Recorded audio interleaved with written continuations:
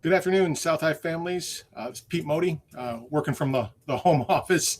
My apologies because my internet is a little bit spotty. I just wanted to give you a brief intro about the presentation that I'm attaching right after I finish speaking here, and just letting you know that I'm trying to provide some information. I know my internet can be a little choppy. If you have any questions, please don't hesitate to reach out. The email that I'm sending along should have a ton of links.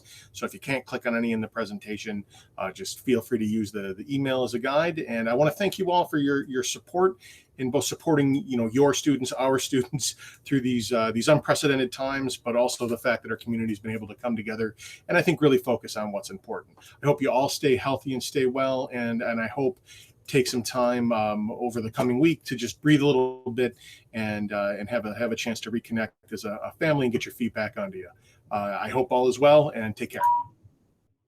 Hi, this is South High Principal Pete Mody, and I'm just putting a video together today to try and share some information about our developing plans during the extended shutdown that we're facing right now. Being that I tend to be long-winded, I am going to try and burn through this and keep it to a 5-minute maximum, but I'm going to include the entire slideshow in my email, so if you have any questions, I want you to feel free to reach out. Most of this information that starts the first couple of slides I've already shared with you before, and I wanted to jump right through how this week's announcement that we're canceling Regents are going to impact our students, because I'm sure that is a great concern for a lot of people. The New York State Education Department has provided some guidance to us that talks about the different scenarios under which students can be considered for credit, even though the Regents are canceled. The first one is that essentially any students who is currently in a Regents level course and passes the course by the end of June when we close school automatically is given Regents exam credit. They will not have to take the Regents. They will never have to take the Regents. As an example, a student who's in Algebra 1 right now, if they pass Algebra 1 by the end of the school year, they will never take the Algebra 1 Regents.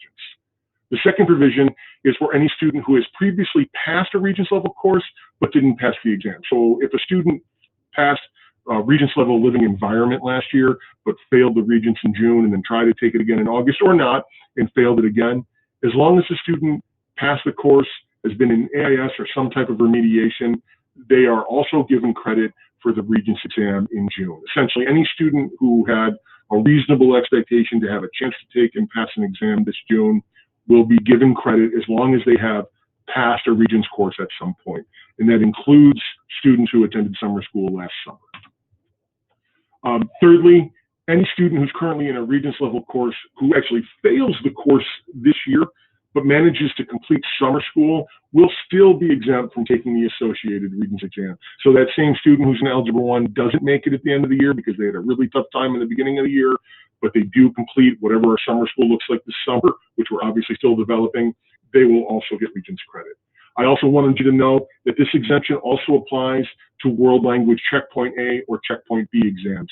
So if a student took Spanish 3 last year and passed the course, but failed the checkpoint in June and then wasn't able to get through in the August administration of it, they now will get credit for the Checkpoint B exam. And for any student who's in the TASK program who uses Regents credits towards passing those exams, they will also have credit. This is going to change and provide additional complexity to our diploma types that New York State allows.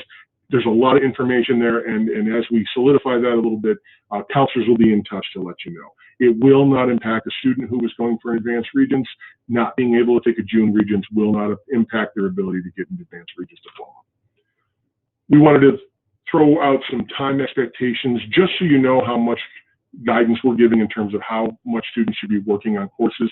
If you look down to the 9 to 12, our expectations are students that are working 1 to 3 hours per week per course. The average student at South High takes 5 or 6 courses, so they should be looking at a max of 18 hours of school each week, which if you break it down, if they're spending 6 hours as they would normally in a school day, it's only 3 days. We really want students to not be locked into their screens as much as possible. Report cards, grades for the third quarter, information is right there that you can read. Trying to keep this short. I just want you to know that if students are working on coursework right now, those grades will only help expand their grades and improve them, and we want to give continuous opportunities for students to continue to grow their grades. We will not let students get hurt by the fact that we're in shutdown. It's not their fault they're in this situation, so we want to do whatever we can to help them positively impact their performance and not stress about what it is they may or may not be able to get done based on their home living situation. If you need a parent portal account, because it looks like we may be rolling in that direction for report card rollout, here is a link in terms of how you access parent portal, and also we're going to provide a link that that allows you to sign up if you haven't had that opportunity. So please check that out.